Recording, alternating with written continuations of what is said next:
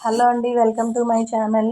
ఈరోజు నేను ఈ వీడియోలో గుత్తి వంకాయ కూర ఎలా చేశానో చూపించానండి. మీకు నచ్చితే మీరు కూడా ట్రై చేయండి. ఎప్పుడైనా సరదాగా ఇంట్లో అసలు వంకాయ కర్రీ అంటేనే ఇష్టం ఉండదండి ఎవరికి 90%. అలాంటిది దానికి ఆపోజిట్‌లో గుత్తి వంకాయ కూర అంటే ఇష్టపడని వారు కూడా ఉండరు. నాకు కూడా వంకాయ కూరన్నా, గుత్తి వంకాయ అన్నా చాలా ఇష్టమండి. నేనైతే వంకాయని ఫస్ట్ 4 ముక్కల్లాగా కనిపించేటట్టు నీట్‌గా కట్ చేసుకొని సాల్ట్ వాటర్‌లో వేసుకున్నానండి. 10 మినిట్స్ అందులో ఉంచుకున్నాక బాగా వాటర్ లేకుండా పిండేసి పక్కన పెట్టుకొని, స్టవ్ పైన పెనం పెట్టుకొని దానికి సరిపడా ఆయిల్ వేసుకోవాలండి. ఒక పావు కిలో ఆయిల్ పడుతుంది. ఒక 10, 15 వంకాయలకైతే. ఆయిల్ బాగా మరిగాక ఈ వంకాయలు అయితే అందులో నీట్‌గా ములిగేటట్టు వేసుకొని, కాడలు బయటకు ఉండేటట్టు వంకాయలు అయితే ఆయిల్లో వేసుకొని బాగా డీప్ ఫ్రై చేయాలండి. ఒక 30 మినిట్స్ అయినా పడుతుంది సిమ్లో పెట్టి. వంకాయలు అయితే అటు ఇటు తిప్పి బాగా డీప్ ఫ్రై చేసి ముక్కలైతే బాగా మగ్గిపోవాలండి. వంకాయలు బాగా మగ్గిపోతేనే మనం గుత్తి వంకాయ కర్రీకి ఆ టేస్ట్ ఉంటుందండి. మనం గ్రేవీ ఎంత నీట్‌గా చేసి వంకాయలు బాగా ఉడకకపోతే ఆ సాటిస్ఫాక్షన్ అనేది అస్సలు ఉండదండి. మనమైతే వాటిని బాగా మగ్గించుకోవాలి.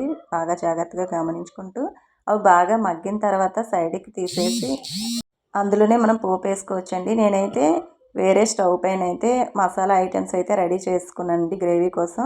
టేబుల్ స్పూన్ నువ్వులు, వేరుశనగలు, వేరుశనగ పప్పు, జీలకర్ర, ఆవాలు, అలాగే దాల్చిన చెక్క, యాలకులు, లవంగాలు, అలాగే టమోటా, ఆనియన్, పచ్చిమిర్చి, కొత్తిమీర అందులో వేసుకొని మనం గ్రేవీ చేసుకోవాలండి. మిక్సీ పట్టేసుకోవాలి. అందులోనే వెల్లుల్లి, అల్లం కూడా వేసుకోవాలి.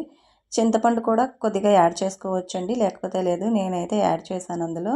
అవన్నీ మిక్సీ పట్టేసుకొని ఒక సైడ్ని అయితే పెట్టుకుంటామండి. పెట్టుకున్న తర్వాత ఈ వంకాయలు ఈ లోపు అయితే బాగా మగ్గిపోయి 30 మినిట్స్ అయితే అయిపోయిందండి. ఆ వంకాయలు తీసి అదే ఆయిల్లో పోపు వేసుకున్నానండి. పోపు ఐటమ్స్ అయితే మీకు తెలుసు కదా. ఆనియన్స్ కూడా యాడ్ చేసుకుంటే చేసుకోవచ్చు, లేకపోతే లేదు. నేనైతే యాడ్ చేశానండి. అవి బాగా పోపు అయిన తర్వాత ఆ మిక్సీ పట్టిన గ్రేవీని అయితే నేను అందులో వేసుకున్నానండి. వేసుకొని ఒక 10 మినిట్స్ వరకు పచ్చివాసన పోయేంత వరకు మనం నీట్‌గా దాన్ని మగ్గించాలి.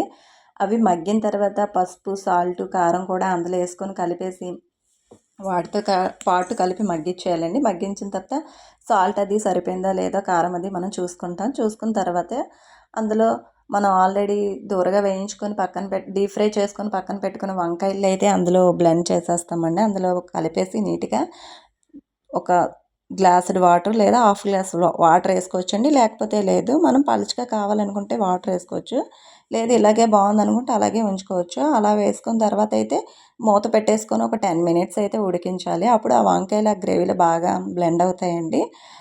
నేనైతే ఈ కర్రీని ఇలా చేశానండి నాకు వచ్చినట్టు. ఇంకా చాలామంది చాలా రకాలు చేస్తారు. సింపుల్గా చేస్తారు, కొంతమంది హెవీగా చేస్తారు, కొంతమంది షార్ట్ టైంలో, ఇంకొంతమంది ఎక్కువసేపు ఇలా చేస్తేనే బాగుంటుందని చేసుకుంటారండి. రకరకాలుగా ఎవరికి నచ్చినట్టు వాళ్ళు. నేనైతే ఇలా చేశాను. టేస్టీగా చాలా బాగుందండి, అందరికీ నచ్చింది. మీకు తెలియకపోయి మీరు ఎప్పుడైనా ట్రై చేయాలనుకుంటే ఇలాగ ట్రై చేయండి, బాగానే ఉంటుంది. పర్ఫెక్ట్గా అయితే వచ్చిందండి గుత్తి వంకాయ కర్రీ.